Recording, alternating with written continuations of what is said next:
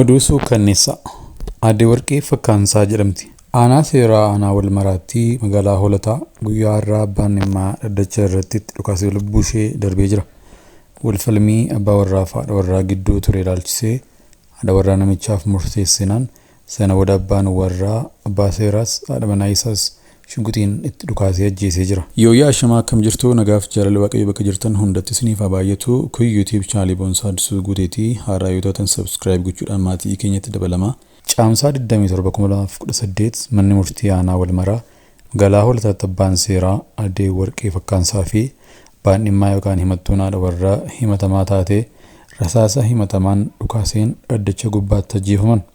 Akka maddeen naannoo mana murtichaa ibsanitti haati warraa fi abbaan warraa wal himannoo dhimma yeroo dheeraa booda dhimmi isaanii beellamaa irratti xumura argachuun abbaan seeraa mana murtichaa jala murtii dubbisaa osoo jiranidha. Sagaleen rasaasaa kan dhaga'ame. Himatamaan dhukaasa kana banee haadha warraa isaan himatame dhimma isaanii irratti murtiin darbaa osoo jiru shugguxiin qabatee dhaddacha seeneen abbaa seeraadhaa fi haadha ijoollee isaa irratti tarkaanfii fudhate. Ergasii booda ragoolee akkasumas maatii himattuu irratti dhukaasa kan bane himatamaan giddugalummaan eegdota mana murtichaan badiin caaluu osoo hin qaqqabin himatamaan dhukaasa banee dabalatee namoonni kaan miidhaa salphaa fi saaxilamanii jiru. Lubbuun abbaa seeraa mana murtichaa fi haadha warraa himatamaa battalatti kan darbe yoo ta'u sababa balaa kanaatiin beellamni dhaddachaa mana murtichaatti qabame ture har'a adda citee jira. Dhimma kana ilaalchisee manni murtii waliigalaa Oromiyaa hanga ammaatti ibsa baasee hin qabu. Raajii masarrattaayyee mucaa kanaan fayyiteettaa ati bilisa baateettattiin jedhanii oksiijiinii gachisiisanii mucaan du'e kan jedhamee miidiyaa hawaasaa irratti deemaa jiru argeen waan natti dhaga'ameef naaf galee tokko gabaabsee dubbachuun barbaade. Akka ani amanutti raajiin raajii caalu macaafa qulqulluu qofa. Haa ta'u malee namoota afurri waaqayyo irra buufate ittiin hojjetu immoo hin mormu. Waaqayyo karaa namaa goree hojii isaa dinqisiisaa hojjechuu waan danda'uuf asirratti ani raajii masarrattaayyee qulqulluudha jechaa hin jiru. Akkasumas sobduudha jechuus hin danda'u. Afuura qulqulluudhaan yookaan afuuraan qoranii bira ga'u waan ta'eef lafaa ka'anii natti fakkaatan nama waaqayyo irratti dubbachuun cubbuu guddaa akka ta'e nan amana. Maqaan isaa Akjira Fikadu Gannatii jedhama. Biyya Ameerikaa kutaa bulchiinsa Columbus Ohio jiraata ture. Lammummaa biyyattiis qaba. Dhibee onneetiin qabamee akka malee dhukkubsachaa ture. Biyya sanattis akka inni opereeshinii ta'ee yaalamuu qabutti himanii beellama qabatee isa dursee garuu gaa'ela godhachuuf gara biyyaa dhufuu waan qabuuf dursee gara biyyaa deemee waldaa Araaraatti kadhachiifachuu murteesse. Akkuma murteesses godhe.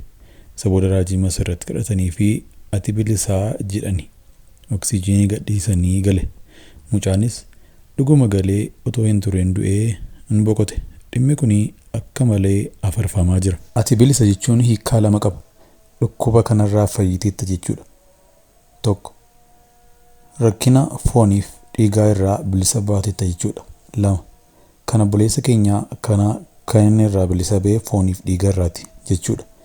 Fayyinni ammoo akka abbaan itti amanee fudhatedha. Alaazaarni Yesuus du'aa kaasayyuu deebi'ee du'eera. Du'uun waan haaraa miti. Haa ta'u malee tajaajiltoota bara kanaaf dhaamsan qaba. Yeroo namaaf kadhatanii bilisa baateetta jettan haga ogeessi fayyaa fayyummaa nama sanaa ilaalee adda baasutti oksiijiinii hin galchisiisinaa. Qoricha namarraa hin gatinaa. Sababni isaas ogeessa fayyaas waaqayyotu biyya lafaa kan dhala namaaf kaa'e waan ta'eef akkasumas dhuga ba'umsuma keessaniif iyyuu barbaachisaadha waan ta'eef jechuudha. Maaliin mirkaneeffattu fayyuusaa yoo isaan warri ogeessi fayyaa namichi kun dhukkubsachaa ture amma garuu fayyeeraa kanaaf oksiijiiniin isa hin barbaachisu amma irraa fudhachuu dandeessu yoo jedhamee isinumaaf iyyuu dhuga ba'umsa gaarii ta'a waan ta'eef jechuudha. Tajaajiltoota bara kana dhuguma waaqayyo ogeessota biyya lafaa kanarraa akka caalu ni aman. Haa ta'u malee inni waan isaan as kaa'eef qaba. Warreen ga'eessonni amma arraba keessanii nama waaqayyo dhibe irratti hamaa dubbachuu irraa yoo of eeggattan gaariidha. Nagaan boqoddu obboleessa keenya. Maatiif firoottan gaditti galeeffamoo waaqayyo jajjabinaa kennuun hawwii keenya. Weellisaa beekamaa durii mishiinarii wangeelaa ammaa obboleessa keenya Tafari Maaltu Ta'e dhukkuba hamaaf saaxilamee akkuma argaa jirtan wiilchariin socho'uu irratti argama. Gaafan suuraa kana Facebook irratti sarratti argee imimmaaniin qabachuu dadhabe. Waan ija koon argaa jiruun amanee fudhachuu rakkadhe. Akkan odeeffadhetti dhukkuba narviidhaan akka qabamedha. Hubadhaa, namni kuni addunyaa seexanaa keessaa gara ifa bara baraa Yesuus Kiristoos qulqulluu ilma Waaqayyootti amanee fayye. Isa fayye ammoo warra ammayyuu dukkanicha keessa jiranitti dhugaa ba'uun miilla wangeelaa ta'e itti fufe. Itti reebamaa tures. Baay'ees irratti duulamaa ture. Waaqayyoo garuu isa gargaaree guyyaa har'aan isa geera. Boris inniin jiraachisa. Boleessa koo jabaadhu. Waaqayyo si fayyisee ammas dhuga baatu sasi godhaa jechuun jaaladha. Amantoonni keenya bakka jirtan maraa obboleessa keenya kanaaf adaraa keessan akka Waaqayyoon kadhattanii fi asumaan dhaamsa koo dabarfachuun jaaladha. Yeroo hattuu fi saamtuun rifeensa filattee gaanfa seexanaa fakkaattee sharaa waxxartee faarfannaa dhiichisaa konkolaataaf mana qaalii qabaatutti nama kanaaf wanti kanaa olii akka maluuf ittan walii gala. Obboleessa keenya jaallatamaan Abdii Dabalaa wanti inni keessa darbee dhufe hundi kitaaba tokko ta'uu danda'a. Waamicha kanarratti karaa irraa itti hin gorre gatii itti baasaa dhufe. Saba Waaqayyoos hin saamne, akka jiraatti sobaas hin dhufne. Otoo saameera ta'e silaa yoona miidhana ta'ee jira. Yoona silaa abbaa gamoo meeqaati.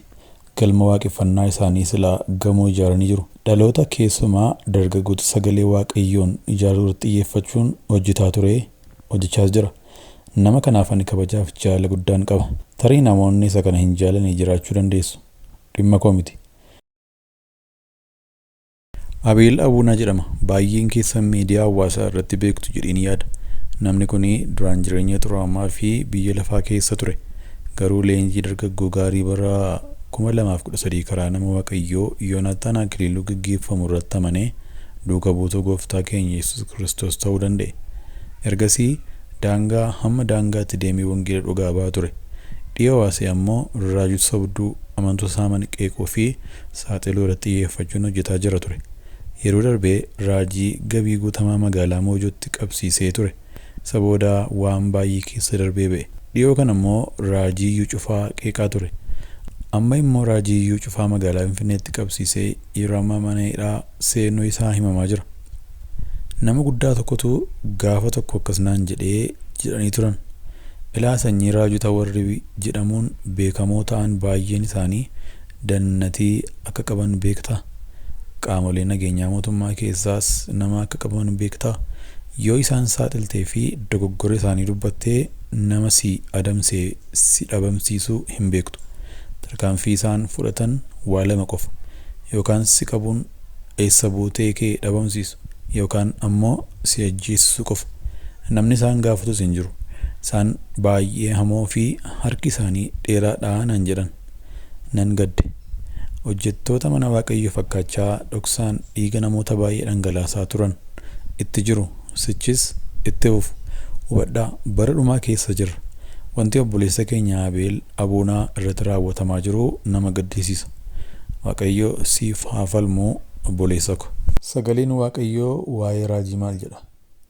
Tokkoffaa Qorontos boqonnaa 14 lakkoofsa 1 irratti akkas jedha. Egaa jaalala bira ga'uudhaaf dhimmaa kennaa garaagaraa warra hafuurri qulqulluun kennu akka argattaniif caalaatti immoo waan Waaqayyo isinitti mul'isu akka himtaniif dhamaa. Hojii ergamootaa boqonnaa 2 lakkoofsa 17 irrattis guyyaa gara dhumaatti akkana hin ta'a jedha. Waaqayyo foon qabeessa hundumaaf hafuura kunan kennaa. Ilmaan keessaniif intaloonni keessan raajiin dubbatu. Dargaggoonni keessan mul'atan argu.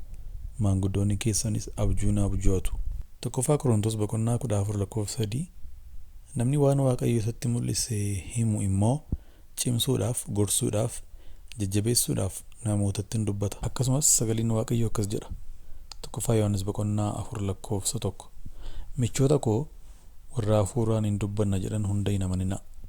Waaqayyo biraa yoo ta'an hafuurota isaan ittiin dubbatan qoraatii ilaalaa malee raajonni sobduun baay'een gara biyya lafaatti ba'aniiru. Keessa deebii boqonnaa 18 21-22. Isin immoo garaa keessanitti dubbii isa Waaqayyo hin dubbatin sana attamitti beekuu dandeenya yoo jettan raajiin tokko maqaa Waaqayyootiin erga dubbatee booddee dubbichi yoo raawwatamu yookiis dhugaatoo badhaa baate dubbichi isa Waaqayyo hin dubbatinidha. Raajichi kana ta'innaadhaan waan dubbateef isa hin sodaatinaa.